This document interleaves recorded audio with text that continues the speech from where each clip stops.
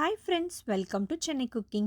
நம்ம இன்னைக்கு நம்மளோட சேனல்ல மாஸ்டர் செஃப் நிகழ்ச்சியில் வந்த தாரா அவர்கள் செஞ்ச பறக்கும் மீன் ரெசிபி எப்படி செய்யறதுன்னு பார்க்க போகிறோம்.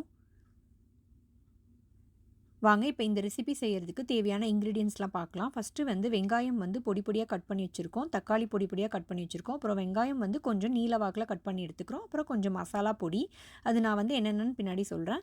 அப்புறம் வந்து தக்காளி வந்து இந்த மாதிரி ஃப்ளவர் மாதிரி கட் பண்ணிக்கிறோம். நெக்ஸ்ட் வந்து பார்த்திங்கன்னா ஃபிஷ் வந்து நான் மேரினேட் பண்ணி வச்சுருக்கேன். நம்ம யூஸ்வலாக மேரினேட் பண்ணுற மசாலா பொடிகள் தாங்க போட்டு மேரினேட் பண்ணியிருக்கேன். ஃபஸ்ட்டு வந்து ரெட் சில்லி பவுடர், அப்புறம் வந்து கொரியாண்டர் பவுடர், நெக்ஸ்ட்டு பெப்பர், அதுக்கப்புறம் கொஞ்சமாக மஞ்சத்தூள் போட்டு மேரினேட் பண்ணி தனியாக எடுத்து வச்சுக்கோங்க. இப்போது ஒரு 1/2 hour நல்லா மேரினேட் பண்ண பிறகு நம்ம கடாயில் போட்டு நல்லா வந்து நம்ம ஃப்ரை பண்ணி எடுத்துக்க போகிறோம். நம்ம வந்து இதுக்கு போன்லெஸ் பீசஸ் வந்து பண்ணிங்கன்னா ரொம்ப நல்லாயிருக்கும். ஸோ நான் வந்து இதுக்கு போன்லெஸ் பீசஸ் தான் எடுத்திருக்கேன்.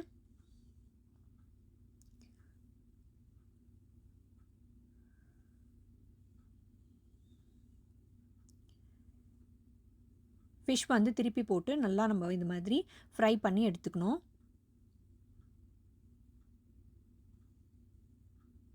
அவ்வளோதான், நம்ம வந்து ஃபிஷ் வந்து ஃப்ரை பண்ணி வச்சாச்சு.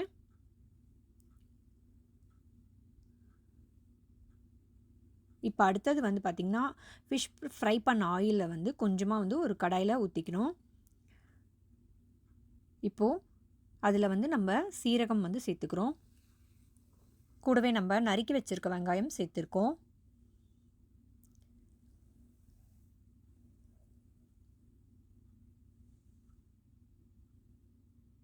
வெங்காயம் நல்லா வந்து கலர் சேஞ்ச் ஆகணும். ஒரு 2 மினிட்ஸ்க்கு அப்புறம் பார்த்திங்கன்னா கொஞ்சமாக இஞ்சி பூண்டு விழுது நான் சேர்த்துருக்கேன். இஞ்சி பூண்டு வந்து ஆப்ஷனல் தான். ஸோ இப்போ வந்து நல்லா வந்து இஞ்சி பூண்டோட ஸ்மெல் போனதுக்கப்புறம் நம்ம பொடியாக நறுக்கி வச்சுருக்க தக்காளியும் சேர்த்துக்கிறோம்.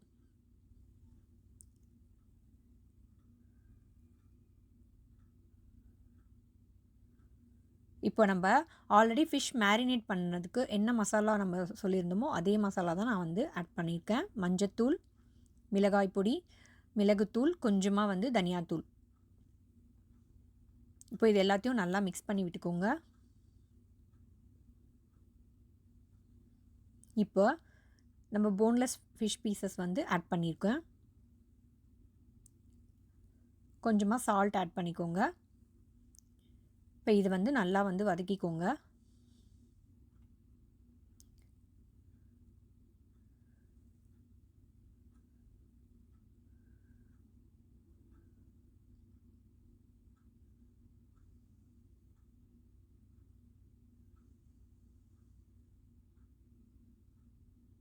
இப்போ இதில் தேங்காய் பால் வந்து நான் எடுத்து வச்சுருக்கேன், அதை நான் வந்து ஆட் பண்ணிக்கிறேன். தேங்காய் பால் நம்ம ஆட் பண்ணும்போது இந்த கிரேவிக்கு இது வந்து நல்ல ஒரு ஸ்மெல் கொடுக்குது.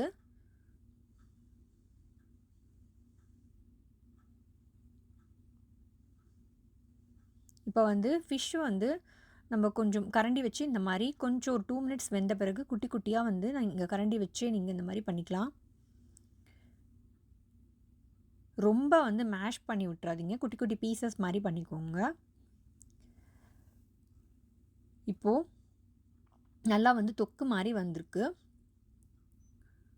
இப்போ நமக்கு மசாலா ரெடி ஆயிடுச்சு.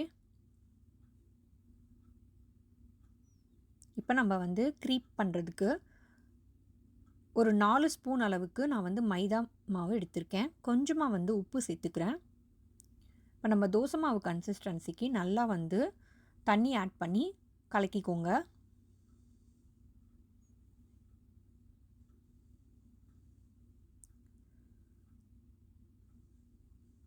கட்டி இல்லாமல் நல்லா வந்து கலக்கிக்கோங்க.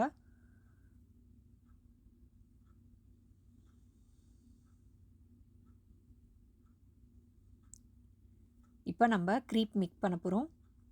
இப்போ பாருங்கள், நம்ம தோசை கடாயில் மாவு வந்து சேர்த்து நம்ம க்ரீப் மிக்ஸ் பண்ண போகிறோம்.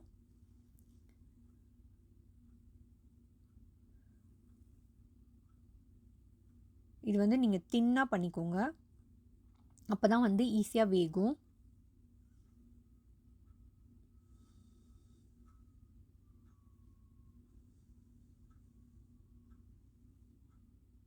மீடியம் ஃப்ளேமில் வச்சிங்கனாலே போதும், நமக்கு நல்லா வெந்துடும்.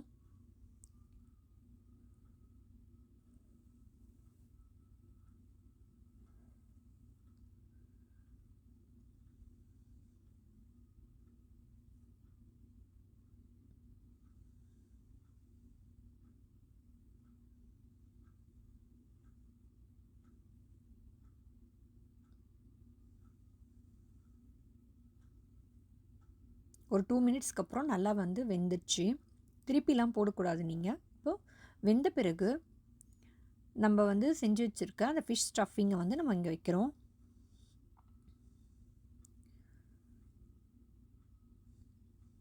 இப்போ நம்ம அப்படியே திருப்பி மேலே வந்து போட போகிறோம். இப்போ பார்த்திங்கன்னா அழகாக வந்து நம்ம தோசைக்கரண்டி வச்சு நம்ம திருப்பி அதர் சைடு நம்ம போட போகிறோம். அவ்வளோதான். அதர் எட்ஜஸை வந்து நல்லா நீங்கள் வந்து ப்ரெஸ் பண்ணி விட்டுட்டு அதுக்கப்புறமா வந்து நீங்கள் சர்வ் பண்ணலாம். இப்போ வந்து ஒரு கடாயில் நம்ம அதே ஃபிஷ் வறுத்த அதே ஆயில் வந்து நீங்கள் போட்டுட்டு நம்ம வந்து நீலவாக்கில் அரிஞ்சு வச்சுருக்க வெங்காயத்தை நம்ம சேர்த்துக்கிறோம்.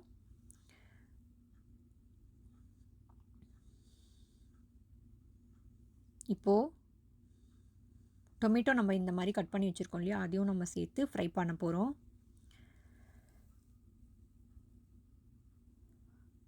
நல்லா வந்து மிக்ஸ் பண்ணி ஒரு 2 மினிட்ஸ் வதக்கினா போதும். ரொம்ப வந்து கிறிஸ்பியாக வறுத்துறாதீங்க.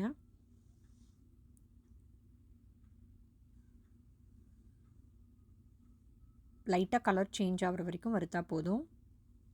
டொமேட்டோவும் திருப்பி போட்டு நம்ம 2 சைடு திருப்பி போட்டு நம்ம இந்த மாதிரி பண்ணிக்கணும்.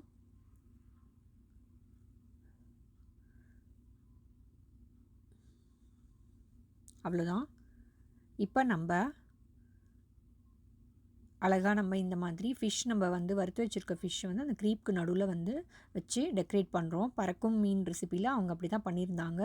இப்போ நம்ம வந்து இதுக்கு மேலே வந்து ஆனியன் வந்து நம்ம ஃப்ரை பண்ணி வச்சுருக்க ஆனியன் நம்ம போட்டு டெக்கரேட் பண்ணுறோம். மேலே வந்து நம்ம ஃப்ரை பண்ணி வச்சுருந்த டொமேட்டோவை நம்ம வந்து மேலே வைக்கிறோம். இப்போ வந்து பார்த்திங்கன்னா உங்களுக்கு இன்னும் கொஞ்சம் அந்த கிரேவியோட இது ஸ்மெல் வந்து வந்துச்சுன்னா நல்லாயிருக்கும். ஸோ வந்து டொமேட்டோக்கு மேலே அந்த கிரேவி கொஞ்சம் ஆட் பண்ணிக்கோங்க. நம்ம டொமேட்டோ சாப்பிடும்போது நல்லாயிருக்கும் இந்த மாதிரி பண்ணிங்கன்னா. இப்போ கூடவே வந்து கொஞ்சமாக மிளகுத்தூள் வந்து தூவி விட்டுறோம்.